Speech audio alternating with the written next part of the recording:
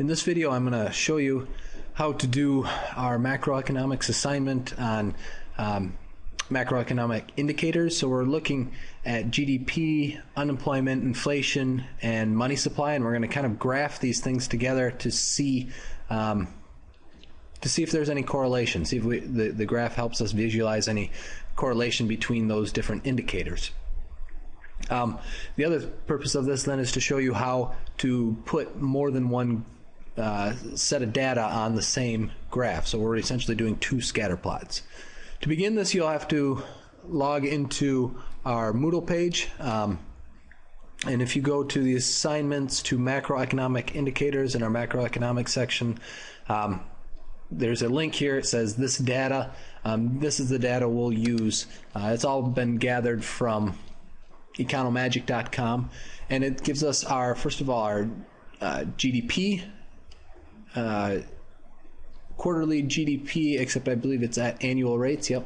Our inflation, year-to-year price increases. Our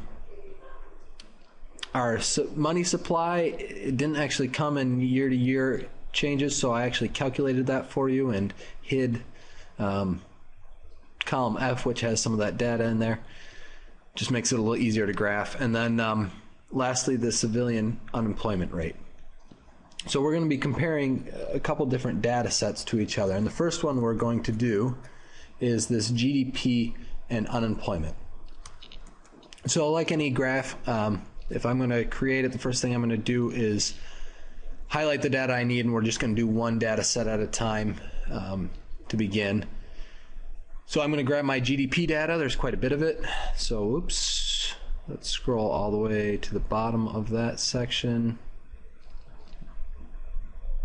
There we go, through July 2012. And then I'm going to go insert, scatter plot. And for this, I think it looks nice if we use a scatter with straight lines. If you use the points, it gets a little bit cluttered, so we're going to do it with straight lines. And when we do that, we get this graph, which is really kind of hard to understand because it's just so condensed. So the first thing I'm going to do is I'm going to make it a little bit bigger. Second thing I want to do is adjust this x-axis. You'll notice it goes from January of 1900 to March of 2023. So if I right-click on it, literally right-clicking right on one of those dates, I should have the option here to format the axis. So I'll format the axis. And I'm going to change my minimum. Now in Excel, 0 is stored as January 1, 1900. 1 would be January 2, 1900. 3 would be January 2, 1900, and so on. So I need this minimum to be, if I want it to be 1947, I have to put in the number that corresponds, how many days January 1947 is after January of 1900. Fortunately for you, you don't have to figure that out because I did it for you. January of 1947 is 17,168. So I'll put that as my fixed there. And the same for the maximum. I'm going to do, in this case, October 2012 is 41,183. So let me put that in there, 41,183. So that was the first thing I wanted to do. The second thing is I kind of want that 0 line to stand out. So I'm going to go to line color, and I'm going to do solid line, and I'm going to make it just a solid black. And then the line style I'm going to change and make it a little bit thicker, a 2.5, something like that, so I can see it a little bit better. And then I'm going to go ahead and close it. And now you can see, oh, here's where our GDP growth was negative. Here, the rest of those quarters, the ones that are above the line, is when our GDP growth was positive. So far, though, I just have GDP on here. I still need to add, for this graph, I still need to add unemployment. So I'm going to right-click on my graph. Oh, here we go, right-click and do Select Data, or you can choose Select Data up under the Design tab.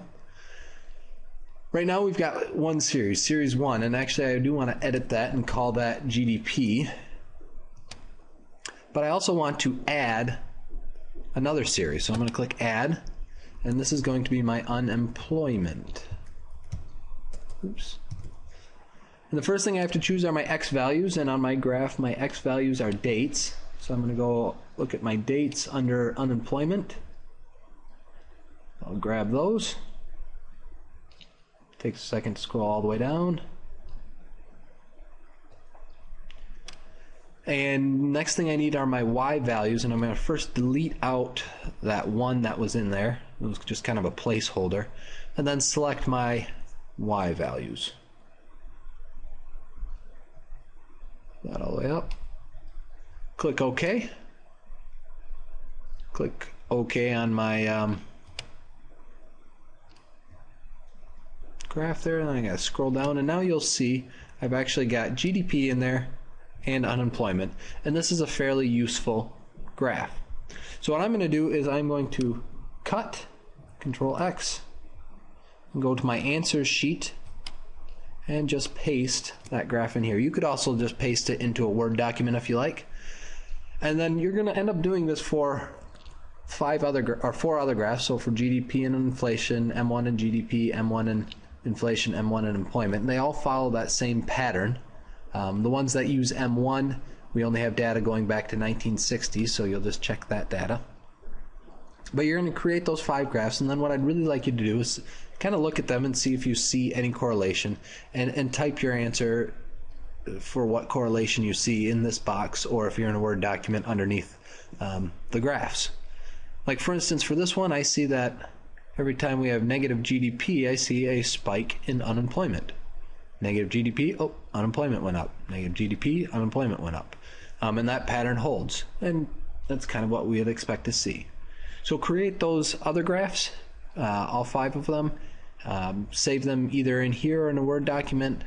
And once you've answered any correlations you see between those different indicators, you can save this and upload it on Moodle.